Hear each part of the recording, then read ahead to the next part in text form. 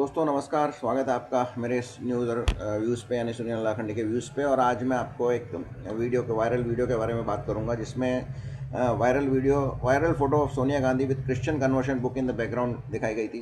जैसा कि आप इसमें यहाँ देख पा रहे हैं कि एक तरफ वो वायरल फेक बुक है और दूसरी तरफ रियल बुक है। तो इसकी कहानी मैं आपको आगे बताऊँगा, लेकिन ये जो मैंने आपको दिखाया है ये हैक्स एक्सपोज्ड यानी क्विंट मीडिया का है। और इसी तरह के दूसरे भी जो वेबसाइट्स हैं उन्होंने इसको फैक्ट चेक किया और पाया कि एक फेक वीडियो था। तो मैं आपको वो भी दिखा देता हूँ। पहले ये देखिए, वेबकूफ में है, उसके बाद इंडिया टुडे में है, उसके बाद वन इंडिया में है, उसके बाद ये फ्री प्रेस में है। इसमें ट्विटर राइट्स के बात में किया और इसमें काफ़ी रिएक्शन हुई ट्विटर पे, वो दिखाया गया है। और उसके बाद ये जो आखिरी में है ये है बूम लाइव का, जो ज़्यादातर ये जो हैं ये मोदी के विरोधी हैं। और इसके बाद मैं आपको दिखाऊंगा कि ये देखिए, ये ट्विटर में क्या लिखा है। What a shame, Twitter right react to fake photo showing Sonia Gandhi with how to convert India into Christian country. इसमें देखिए, सबसे पहला है किसी मोहम्मद जबैर का ट्वीट है, और उसके ट्वीट के जवाब में आगे आप देखेंगे तो मोहम्मद जुबैर का ट्वीट है। यहाँ पर भी इस पर सज्जन सिंह ठाकुर ने रिएक्ट किया है, उसके बाद करीमुद्दीन खान ने रिएक्ट किया है, उसके बाद करीम शेख ने रिएक्ट किया है।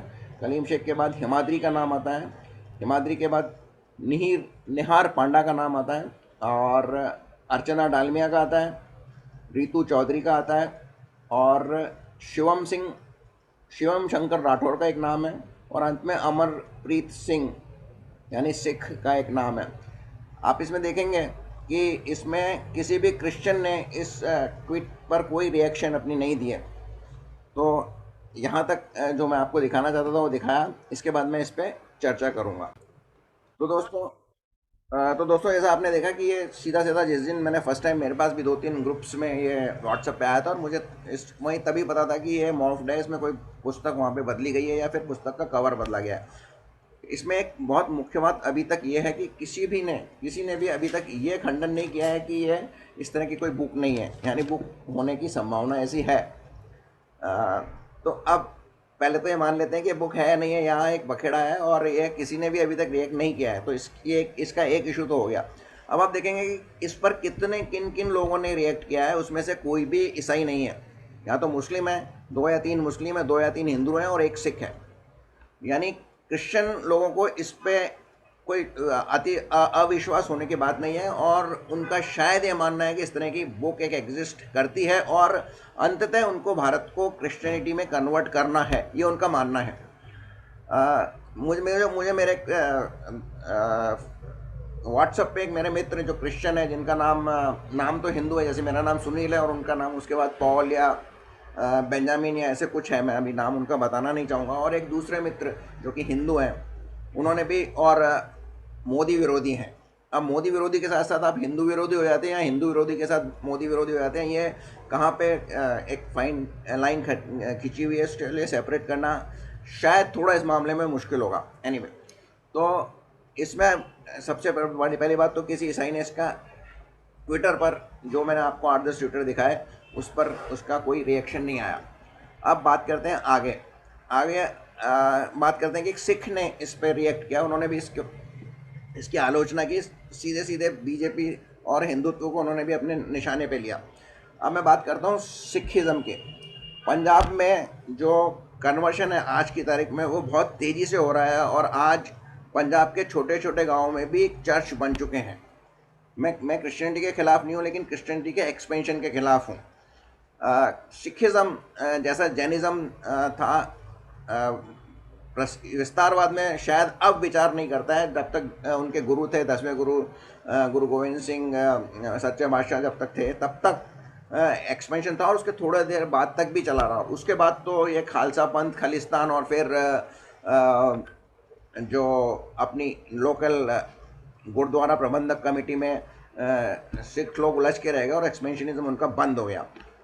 अब तक पंजाब में पिछले 3-4 सालों से काफ़ी तेज़ी से कन्वर्शन हो रहा है, और इस कन्वर्शन को जो रोक रहे थे वो वहाँ के डेरे थे। पंजाब में बहुत सारे डेरे भी हैं, और वो शायद कहीं तो जगह तो डेरे भी ही क्रिश्चियनिटी में कन्वर्ट हो गए हैं।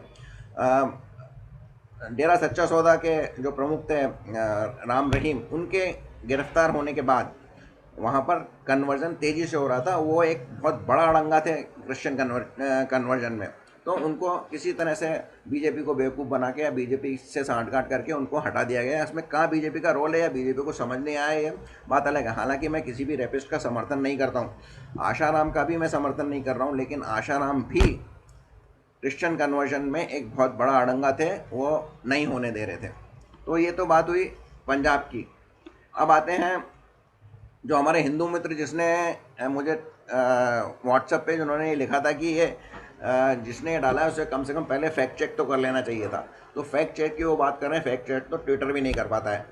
वो भी थोड़े दबाव में आने पे उसने भी लिख दिया था कि ये मैनिपुलेटेड ट्वीट है।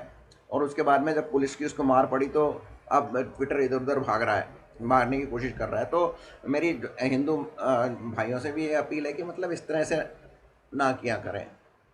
अब बात करता हूँ मैं मेरे उस क्रिश्चियन भाई की, जिसने कहा है कि ये इस तरह से हेट मॉन्गरिंग के मैसेजेस ना पोस्ट किया कीजिए। इसमें हेट मॉन्गरिंग मतलब क्रिश्चियन को ये हेट मॉन्गरिंग क्यों लगी? मतलब अगर क्रिश्चियनिटी में उन्हें कन्वर्ट करना है, अगर कोई एक ऐसा अभियान है जिसमें सारे भारत को क्रिश्चियनिटी पे कन्वर्ट करना है, तो इसमें हेट की बात एक क्रिश्चियन के लिए कहाँ से हो गई? एक हिंदू के लिए ज़रूर हो सकती है, क्रिश्चियन के लिए कहाँ से हो गई?